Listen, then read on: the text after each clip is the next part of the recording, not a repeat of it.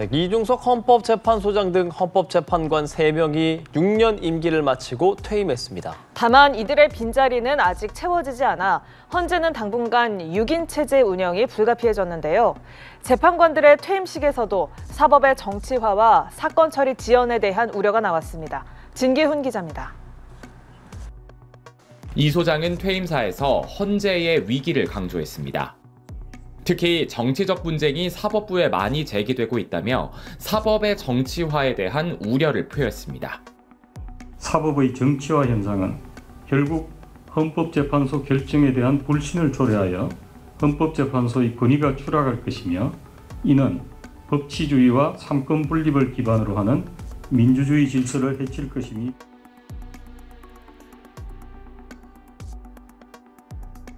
다음 소식입니다. 헌법재판소가 윤 대통령 탄핵 심판 선고를 결국 4월로 넘겼습니다. 다음 주 초반 선고도 어려울 걸로 보이는데요. 대체 언제쯤 선고 일정이 나올지 헌법재판소 바로 연결합니다. 송정훈 기자, 선고 일정 알아보기 전에 조금 전 우원식 국회의장이 마은혁 재판관 후보자 미임명에 대한 권한쟁의 심판을 청구했다면서요. 네, 조금 전인 오후 8시쯤 국회의장실 직원이 이곳 헌재에 와서 권한쟁의 심판 청구서를 접수했습니다. 우원식 국회의장은 한덕수 대통령 권한대행이 국회가 추천한 마은혁 재판관 후보자를 임명하지 않은 건 위헌이라며 청구 이유를 밝혔습니다. 우 의장은 한 대행의 임명 보류가 심각한 국헌 문란 상태라고도 했는데요. 마 후보자에게 임시 재판관 지위를 부여하라는 가처분 신청도 함께 냈습니다. 또 마은혁 후보자 미임명은 위헌이라는 지난달 27일 헌재 결정의 효력이 한덕수 대행에게 자동 승계된다는 점을 확인하는 승계 집행문도 청구를 했습니다. 자, 국회의장이 직접 나선 건데 그러면 선고 일정은 어떻습니까? 다음 주 월요일이 3월 31일이니까 4월로 미뤄지는 게 확실한 거죠? 네, 헌재가 오늘도 침묵을 지키면서 4월로 넘어가는 건 확정됐습니다. 헌재는 또 주말에 선고일을 공지할 계획은 없다고 했는데요. 이러면 다음 주 초반도 어렵다는 얘기입니다. 날짜를 예측해보면 4월 2일 수요일은 부산 교육감 등을 뽑는 상반기 재보궐선거가 있기 때문에 역시 주 후반이 유력해 보입니다. 전직 대통령 탄핵 심판 사건 전례에 비춰보면 목요일보다는 금요일, 즉 다음 달 4일 선고 가능성이 더 높습니다. 자, 이래서 안 된다, 저래서 안 된다. 이렇게 선고가 늦어지다 보니까 온갖 추측과 혼란을 일으키는 소식들이 나오고 있잖아요. 자, 그런데 대한변호사협회도 오늘 조속한 선고를 촉구했네요. 네, 그런데 분명한 건 현재 떠도는 몇 대 몇 같은 숫자는 근거 없는 낭설이란 점입니다. 재판관 평의 내용은 철저히 비공개인데다 재판관들이 평의에서 한 말을 외부에 전하는 것 자체가 불법이거든요. 다만 억측과 그에 따른 혼란의 원인이 헌재에 있다는 점은 짚고 넘어가야 할 필요가 있어 보입니다. 대한변호사협회 역시 오늘 성명을 내고 사회적 혼란이 길어지는 걸 막기 위해 헌재가 조속히 선고를 해야 한다고 촉구했습니다. 선고가 4월로 넘어가면서 혼란에 책임을 느껴야 한다는 비판이 헌재를 향하고 있습니다. 지금까지 헌법재판소에서 전해드렸습니다. 대표적인 보수 논객 조갑재 전 월간조선 편집장이 헌법재판관 8명에게 대한민국의 행복과 불행이 달려있다고 경고했습니다. 윤석열 대통령 탄핵만이 현재 혼란을 끝내고 안정된 궤도로 올라설 방법이라는 겁니다. 윤석열 탄핵 기각 이후에 예상되는 내전적 상황과 비교하면 인용 후의 나라 분위기는 지옥과 천당만큼 차이가 있을 것입니다. 그래서 윤석열 파면은 밝은 내일을, 윤석열 탄핵 기각, 즉 복직은 어두운 미래를 약속하게 됩니다. 8명의 헌법재판관 양심에 남한 5천만, 북한 2,500만 합쳐서 약 8천만 명의 운명이 달려 있습니다. 우리가 민주주의를 지켜냈다는 자부심이 대한민국을 안정시키고 다시 역동적인 나라로 이끄는 중요한 요소가 될 거라는 설명입니다. 조갑재 전 편집장은 윤 대통령 탄핵 찬성은 좌우 개념으로 설명할 수 없는 것이며 한국 사회의 중심 세력이 파면을 요구하고 있다고도 분석했습니다. 비교적 젊고 전문성과 생산성과 활동성을 갖춘 세력이 윤석열 대통령 가면 결정에 만족하고 생업으로 돌아가면은 나라도 보다 차분해질 것입니다. 조 전 편집장은 윤 대통령의 비상계엄 이후 모든 국민의 삶이 불안해졌고 만약 다시 직무에 복귀한다면 민주공화국을 지켜낼지도 알 수가 없는 불확실성의 시대로 접어들 것이라고 덧붙였습니다.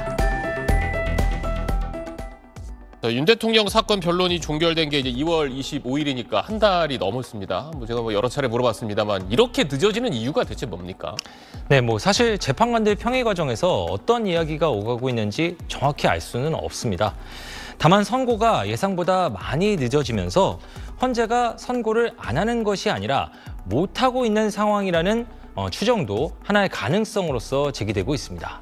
재판관들이 안 하는 게 아니라 못하는 상황이라면 대체 어떤 겁니까?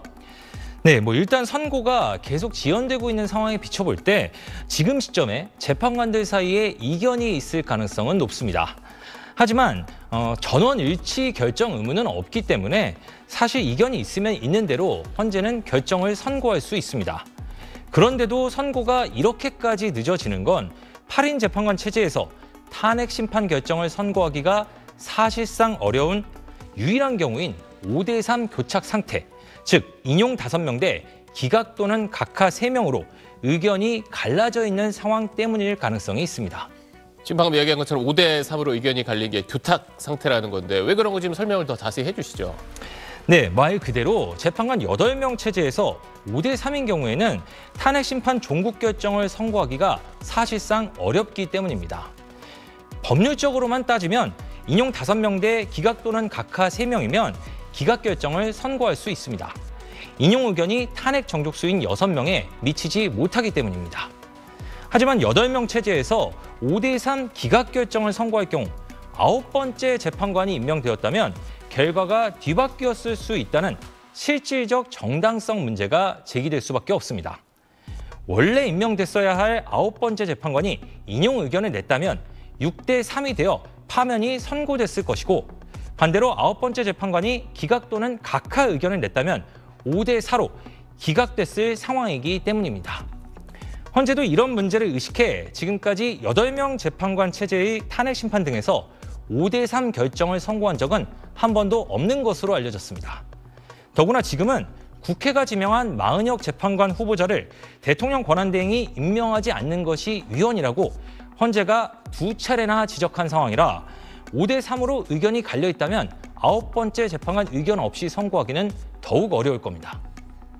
정말 가정입니다만 이렇게 의견이 갈려 있어서 정말 이제 선고가 지연되는 거라면 재판관 이제 2명이 퇴임하는 4월 중순 이전에 선고를 할 수 있긴 있는 겁니까?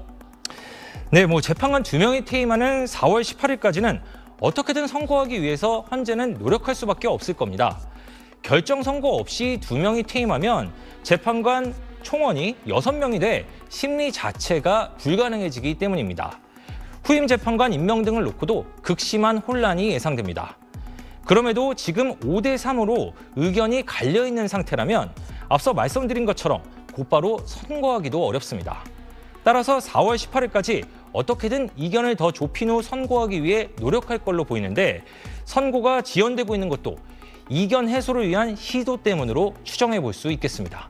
네, 알겠습니다. 임찬종 기자 오늘 소식 잘 들었습니다.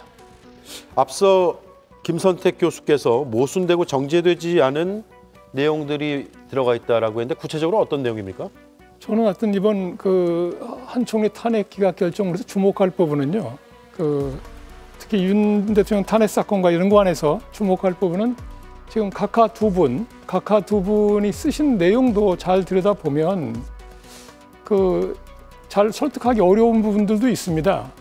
차관이 장관 대행할 때 차관 종족수로 하면 탄핵이 과연 되겠는가라든가 만약에 2분의 1 종족수를 계속 유지하게 되면 앞으로 국무위원들을 줄줄이 탄핵해서 국정이 마비되지 않겠는가.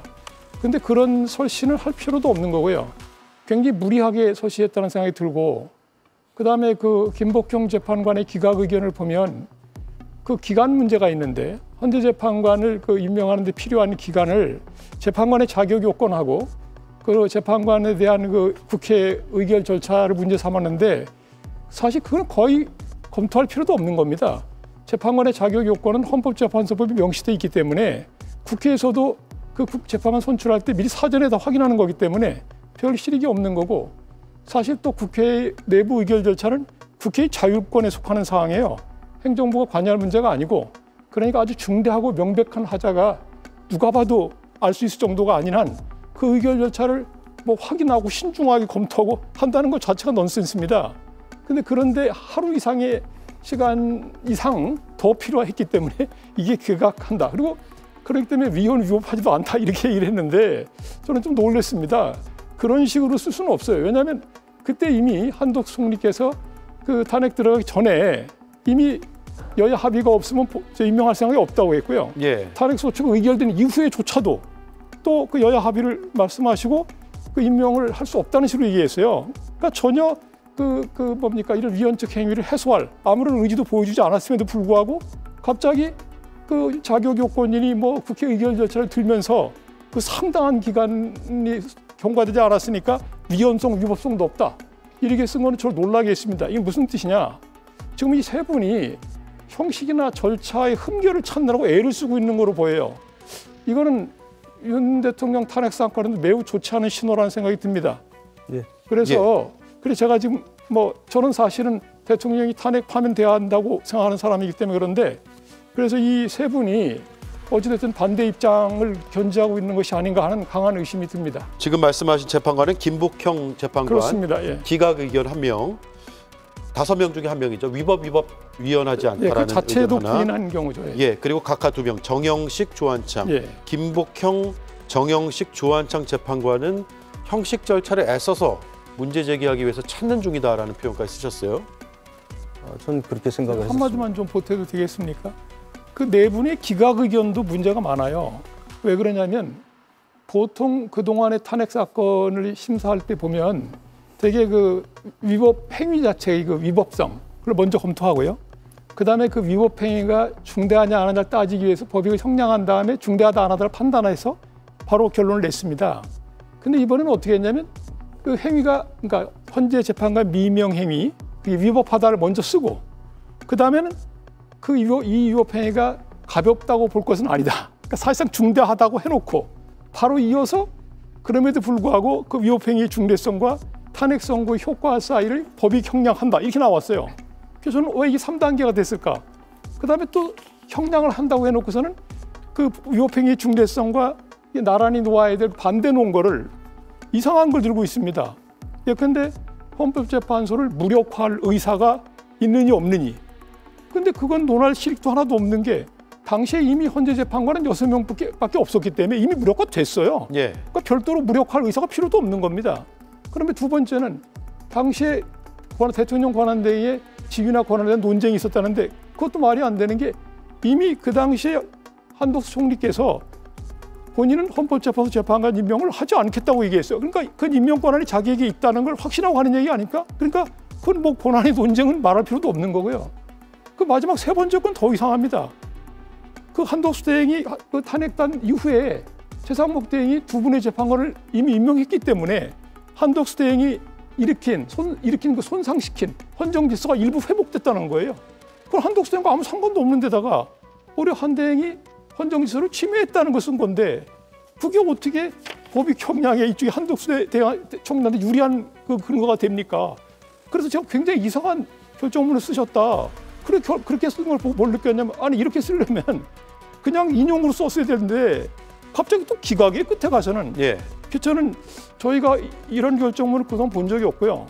뭔가 좀 혼란스럽다. 이 결정 그래서 심지어 그런 얘기까지 나오는 거예요. 이게 원래 인용 결정문에서 갑자기 기각으로 바꿔서 이렇게 된 건가? 심지어 그런 의심까지 받고 있고요. 결과만 바꾸고 내용은 유지를 했는데 내용을 그대로는 안 했지만 예. 손을 완전히 다 못한 거예요. 전체를 다 손질을 못한 거 이런 의심도 누가 하더라고요. 저는 제 얘기는 아닌데 제가 볼 때는 이 결정문이 그래서 제가 아까 제대로 정제되지 않았다 이런 말씀을 드린 거고요. 기본적으로 이게 그 위법의 중대성을 따질 때 이미 형량을 했어야 되는 건데 그리고 갑자기 마지막 세 번째 단계에 형량을 넣은 다음에 형량이 가능한 논거를 배치하지 않았어요. 예. 근데 어떻게 이렇게 결정문을 썼지? 이런 의심이 들고요. 그래서 저는 지금 글쎄 잘 모르겠는데 헌재 재판관들이 제대로 지금 이 탄핵 사안을 들여다보고 있는 건지 그리고 우리가 그동안 윤 대통령 탄핵 사건 선고가 자꾸 늦어지면서 결정문의 완성도를 높이고 뭐 정확히 쓴다고 했는데 뭐 이렇게 쓰는 걸 봐가지고는 정확히 쓸 필요도 없을 것 같습니다. 빨리 선고하는 게 낫지.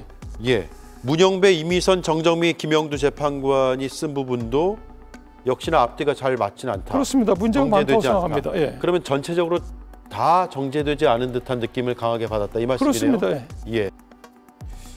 여러 말씀하셨는데요. 아까도 여론조사 결과는 이미 압도적으로 국민들이 조속한 탄핵 결정을 좀 요구하는 부분들이 있는 거고요. 자, 이렇게 말씀드려 보겠습니다. 특검, 탄핵, 예산, 부정선거 여러 가지 얘기를 하는데요. 100번 양보해서 그런 부분들이 있다고 해서 계엄할 수 있는 겁니까? 불가능하지 않습니까? 법리적으로. 법률 요건이 헌법과 개헌법에 명시가 돼 있는데 그걸 이유로 계엄을 한다? 경고성, 계몽령 이런 게 지금 이 토론 테이블에 성립할 수 있는 주장이 아니지 않습니까? 그렇기 때문에 탄핵 소추 사유를 부정하기 어렵고 파면의 중대성을 인정할 수밖에 없다는 말씀 다시 드리면서 이렇게 얘기했습니다. 박근혜 탄핵 결정문에서요. 헌법과 법률 위배 행위에 대해서 국민의 신뢰를 회복하고자 하는 노력을 하는 대신 국민을 상대로 진실성 없는 사과를 하고 국민에게 한 약속도 지키지 않았다. 이게 지금 윤석열에게 딱 그대로 들어맞는 얘기 아닙니까? 그래서 파면의 중대성을 얘기할 때 우리가 두 가지를 얘기합니다. 하나는 헌법 수호의 관점, 또 하나는 국민의 신뢰를 배반했는지 관점. 이 두 가지 관점에서 파면할 정도의 중대한 사유가 있는지를 판단을 하는데 앞서 말씀드린 것처럼 헌법적 핵심 가치와 제도를 다 무너뜨렸어요. 헌법 수호의 관점에서 보면 탄핵밖에 방법이 없습니다. 두 번째, 국민의 신뢰. 국민들이 얼마만큼 배반을 당했습니까? 더 이상 대통령으로 인정하지 않는 상황인데 이걸 다시 대통령으로 복귀시킨다? 있을 수 없는 일입니다. 이 두 가지 관점에서 결국은 파면밖에 답이 없는데 계속 말씀드리는 것은 지금 과연 이런 법률적, 법리적 판단만이 그 평의 과정에서 존재하는 것인지에 대해서 국민적 의구심이 커지고 있습니다. 이런 부분들 헌재가 분명하게 인식하고 빠르게 좀 바로 잡고 결정을 내렸으면 좋겠습니다. 한마디 더 추가할게요. 제가 전에 박근혜 대통령 탄핵 결정 나오기 직전에 그때 헌법재판관님들하고 식사를 한 적이 있는데 그때 제가 물어봤습니다. 이 탄핵을 어떻게 마무리할 생각인가? 그래서 누군지 밝힐 수는 없는데 그분이 그런 말을 하셨어요. 저희는 그냥 역사와 국민, 헌법만 보고 가겠습니다. 이렇게 말씀했어요. 여론을 볼 게 아닙니다. 헌법재판소는 사법부예요. 그러니까 역사와 국민, 그리고 헌법만 보고 자기들이 이미 증거조사하고 진술도 다 듣고 변론도 종결하지 않았습니까? 변론 종결 왜 했습니까? 변론을 종결한다고 하는 것은 이미 자기들이 심증이 형성됐다는 거 아니에요? 더 이상 증거조사할 것도 없고 증인도 더 이상 불러서 물어볼 것도 없고 이제 결정을 낼 수 있으니까 좀 결심한 거 아니에요? 그러면 이제 빨리 결론을 내줘야 되는 것이지 무슨 여론을 보고 선고기를 정합니까? 그런 일은 없을 거고요.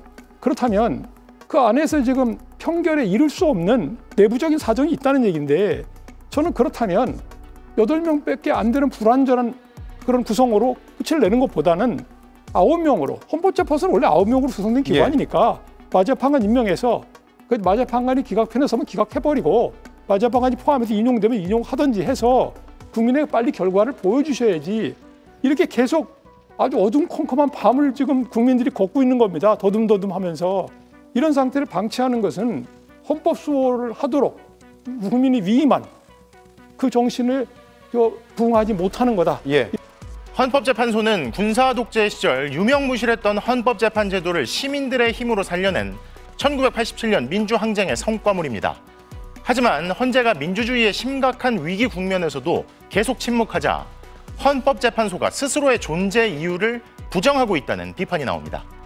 12.3 내란을 실시간으로 목격했던 국민들이 과연 헌재에 헌법 수호 의지가 있는 것인지 근본적인 의문을 던지고 있는 겁니다. 윤상문 기자가 보도합니다.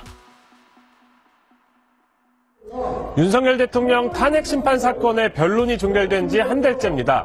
헌법재판소는 보시는 것처럼 경찰 차벽으로 24시간 둘러싸여 있고 매일 집회와 시위가 이어지고 있습니다. 제 뒤로 보이는 헌법재판소 3층에서는 헌법재판관 8명의 평의가 거의 매일 열리고 있습니다. 하지만 평의는 원래 비공개라는 이유에 숨어 선고가 왜 늦어지는지 설명조차 하지 않는 동안 사회적 혼란은 갈수록 심해지고 있습니다. 헌법재판소는 1987년 민주화 운동의 결실입니다. 제멋대로 헌법을 고치며 정권 연장에 활용했던 군부 독재 정권이 청산된 이후 헌법 수호에 대한 국민적 열망으로 헌재는 설립됐습니다. 헌법에 대한 최종적이고 독립적인 해석으로 헌정질서 수호의 최후 보루 역할을 하라는 취지였습니다.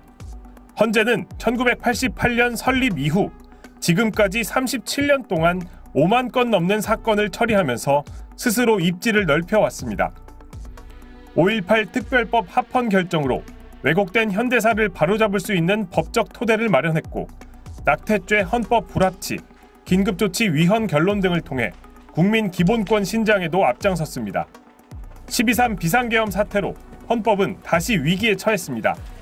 헌법기관인 국회에 무장한 계엄군이 난입하는 충격과 공포가 전 세계에 중계됐고 헌법 수호 의무가 있는 현직 대통령이 내란 우두머리 혐의로 재판에 넘겨졌습니다. 국정 공백은 석 달이 넘었습니다. 계엄 이후 외교도 경제도 빨간불이 켜졌습니다. 지금 대한민국은 민주주의의 복원이냐 후퇴냐 중대한 기로에 서 있습니다. 제때 제대로 된 결론을 내리는 것도 국민이 재판관들에게 부여한 헌법적 의무입니다. 30여 년 전 헌법재판소 설립에 디딤돌이 됐던 시민들은 헌법 수호라는 본연의 역할을 다할 의지가 있냐고 헌재에 질문하고 있습니다. MBC 뉴스 윤상문입니다.